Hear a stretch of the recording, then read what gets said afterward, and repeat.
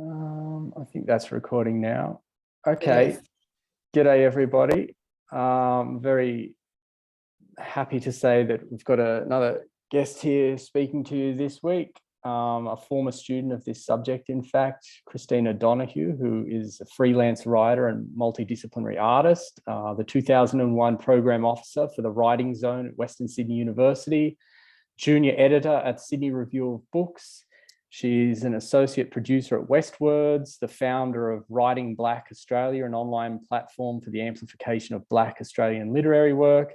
As I said, a graduate of the UOW Creative Writing Program, where she completed a Bachelor of Arts and a Bachelor of Communications, both with distinction. She was awarded first-class honours, was a Dean's Merit recipient for her thesis, Writing from Where We Are, and her poetry collection, Being and Becoming. Her area of research is in framing the African diasporic voice in contemporary Australian literature. She's been published in Cordite, Theatre Now, Limelight Magazine, and is a writer for Arts Hub. And she's here to offer a little bit of her experience to you. So hopefully you can get something out of hearing how she managed to achieve all of these wonderful things. So, Chris, I thought we might just start with a kind of brief account of your experience as a reviewer. So this week, we're particularly focused on criticism, literary criticism, but I know you do a lot of work in the theatrical space as well, reviewing live theatre. Yeah. So yeah, just a brief account of your experiences as a reviewer, what you consider your areas of expertise, and what drew you to this practice. Yeah, sure. So, like everyone that does creative writing, I've always been, well, almost everyone, I've always been an avid reader, but I actually started off my professional career as a performance artist. So I've been a performer since I was, professionally since I was about 14. So I do a lot of theatre. I produce theatre, I produce community theatre now. I've worked as an actor, working actor in Sydney. I was a hip hop dancer, so I have a dance background as well. So that has tended to be most of my creative practice. But as usual, that leads you into other things. So it was only natural that actually, it was born out of me being extremely poor and a single parent. And not being able to afford to go to the theatre or any of the arts sort of things that I really like to do. And so I noticed one of the ladies that I act with, and she's one of the directors, was writing for Theatre Now. And so I was like, maybe I can write for Theatre Now because I write. And so I started doing Theatre Now when I was actually at UOW. So I was doing my degrees.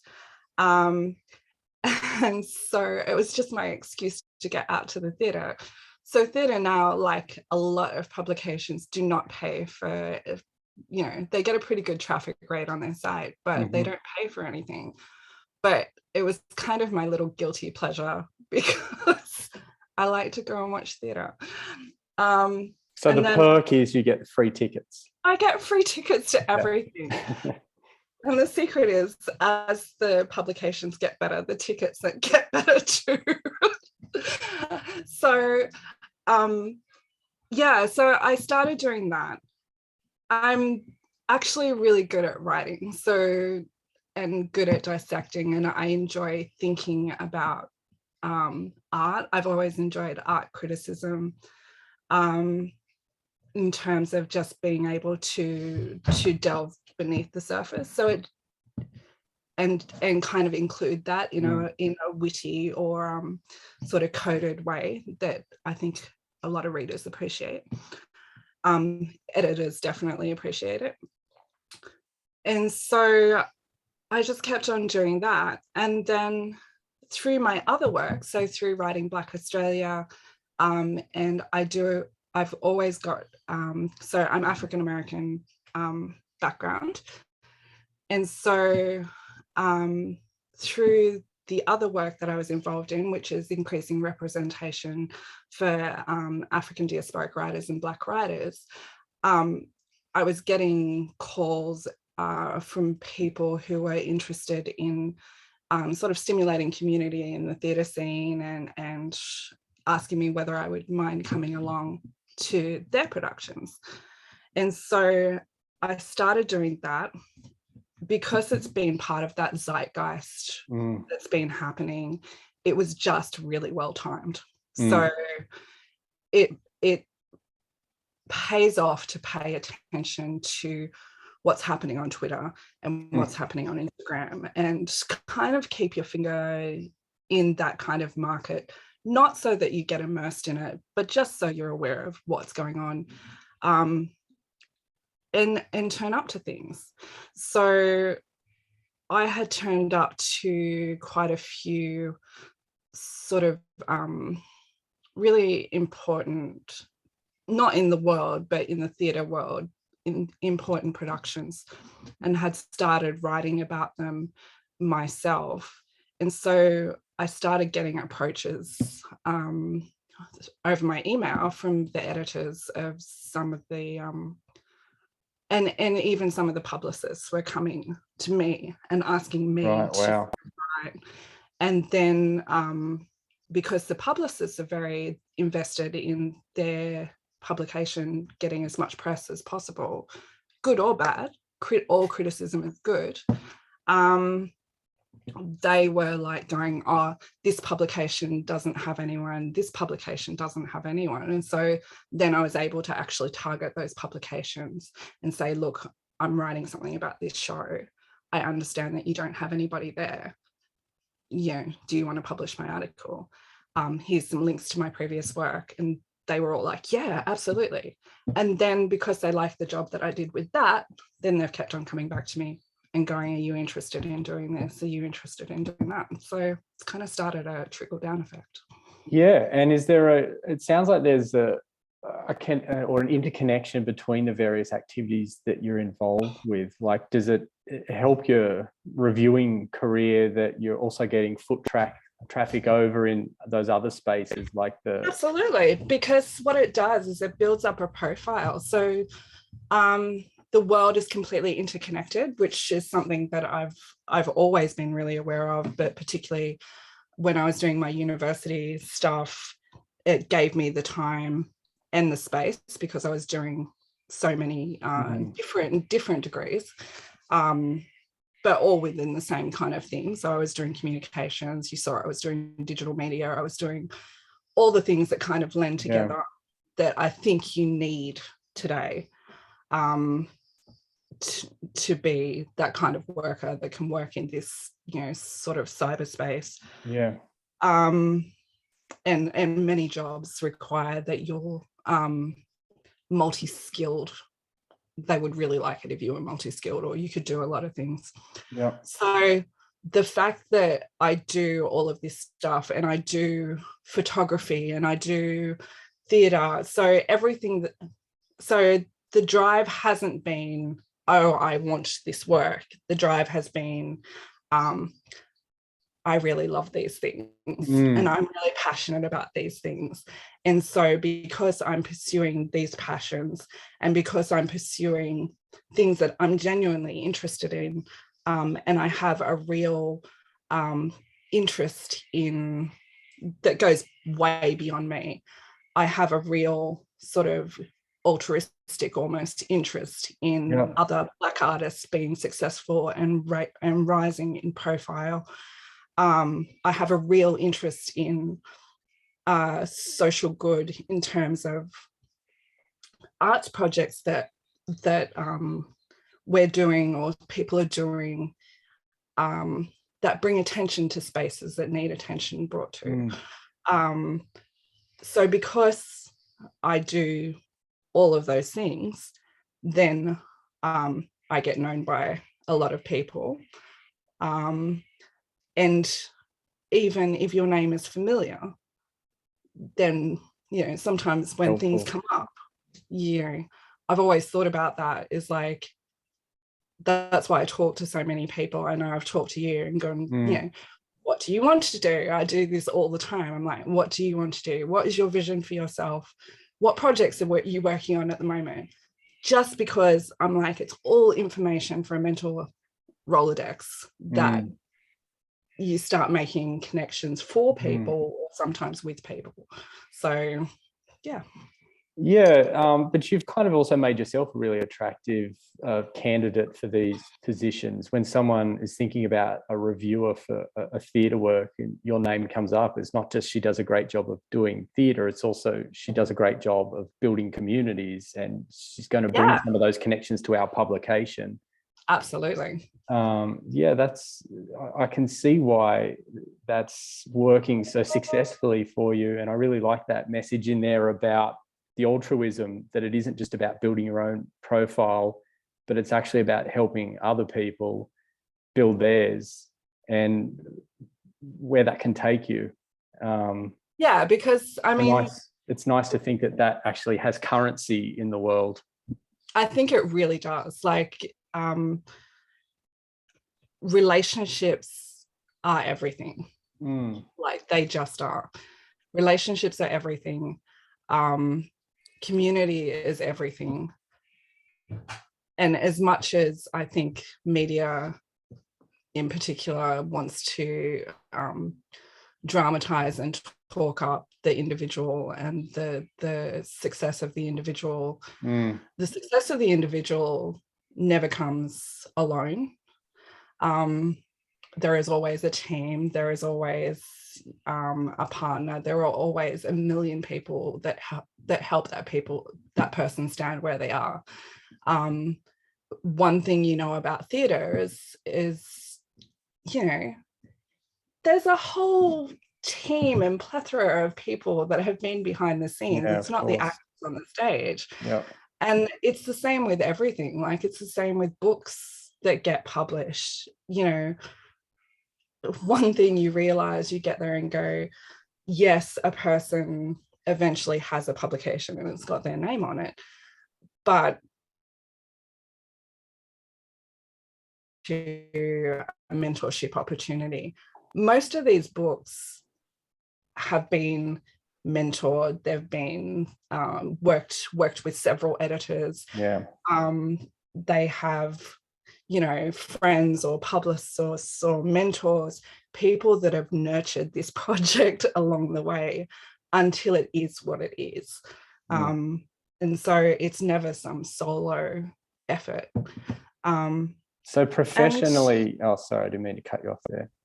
Yeah. No. Professionally speaking, what makes you a good team player as a reviewer? You know, what are the things that you think you need to do to keep getting asked back?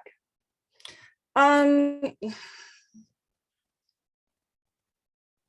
guess getting stuff in on time, having it well edited by the time it gets to the editor, because they don't have time to correct your spelling mistakes, basically.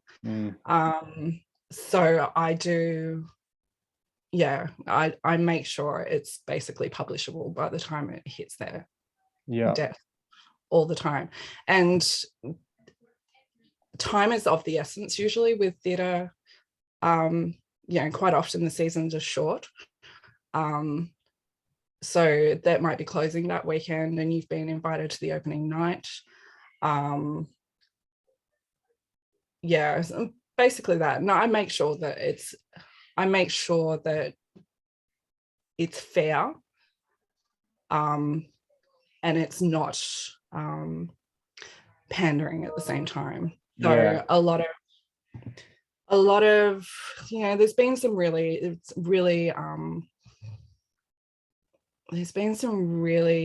important talk between the sort of academic critic community that I was witnessing last year, and that was, there's always this to and fro about what should be in a review, and that we're in such a small industry that can we afford to do bad reviews and sort of kill people's careers, essentially.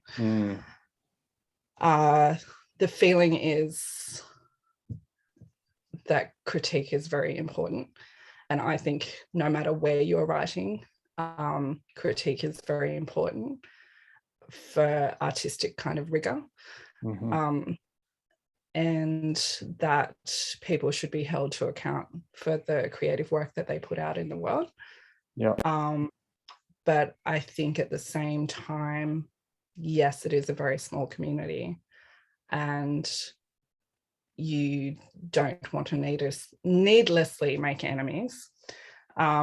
Is that particularly the case for somebody who's spent some time on the other side of the fence as well? I mean, I don't know whether you're still pursuing or still interested in acting. Yeah, I love to act. Yeah.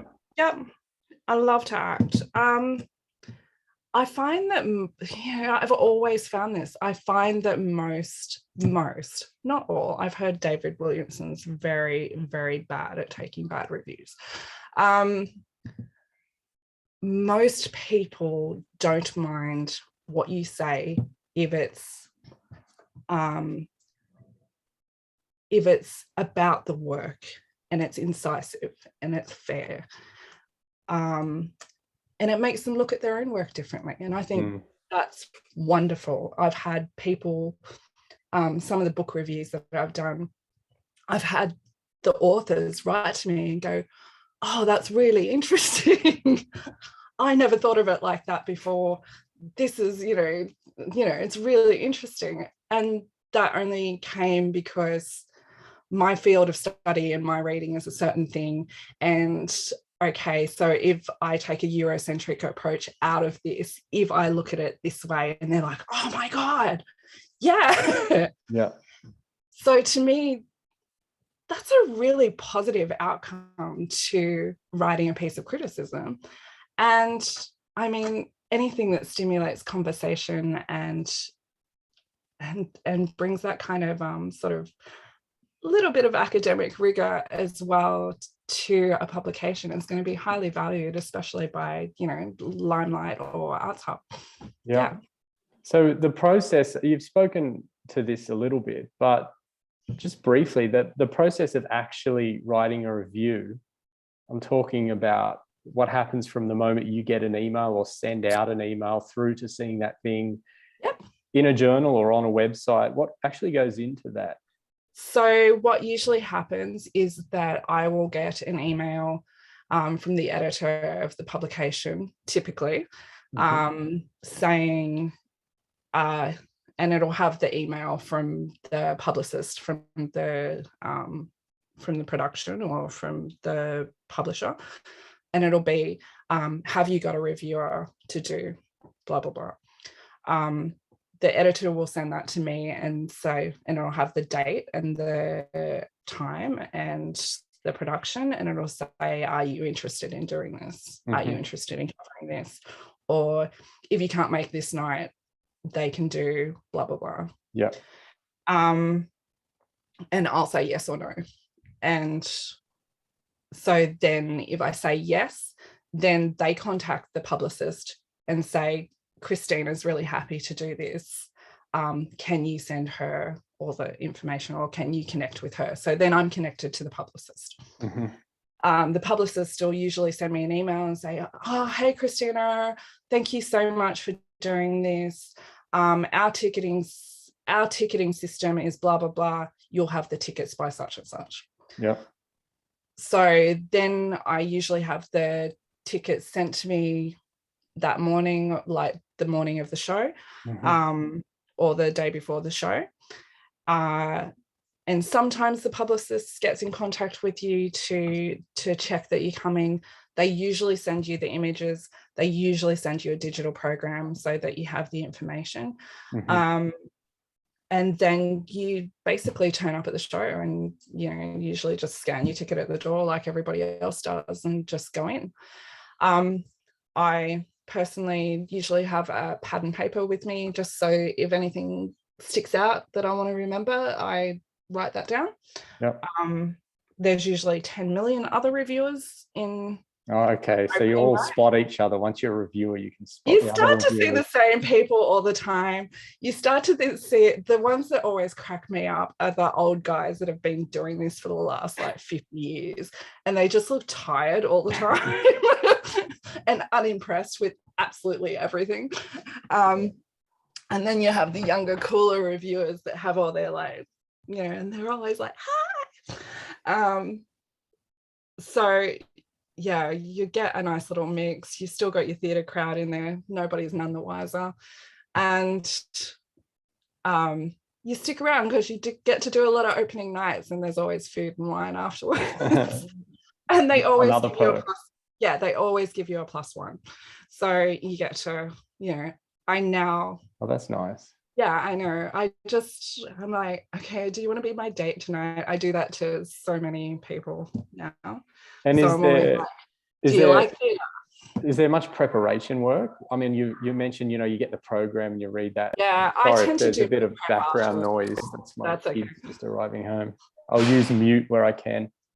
Yeah, do you have to do much sort of research work to prepare yourself for the show that you're going to watch? I tend to do no preparation because I really, really enjoy, and I've always been this way, I really enjoy coming upon something new and getting that first impression. And if I don't know the play, I like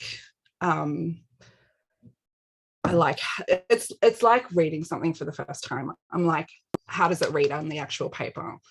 Like, how does it read on the page? So I like not knowing anything. And then quite often afterwards, I will then go and look up a bunch of stuff. Like the last review I did for Arts Hub was David Williamson's Nearer the Gods. And I had got in there expecting one thing because it was David Williamson. And I never knew anything about this play. Like I'd done a David Williamson years ago. I knew his plays as kind of the middle class Australian male dissection. And then I get into this play and it's all about freaking Isaac Newton and the turn of the century kind of London and the craziness, which I knew stuff about. And my uncle, who I brought with me, was actually an engineer. So he was like, oh my God, this is right. Blah, blah, blah. So great I choice got that, of a date. But then I went and did. It was fantastic. It was so serendipitous. And then I ran into, the trains weren't working that night. I ran into another playwright who started chatting to me while we were deciding whether to get a cab or whatever. And she started telling me about how this was the only play that David Williamson had ever received assistance for in terms of workshopping or mentoring for his work. And it's something he always bitched about, but this was the one play that he received all this help for. So now I start to have all this mental capital about play.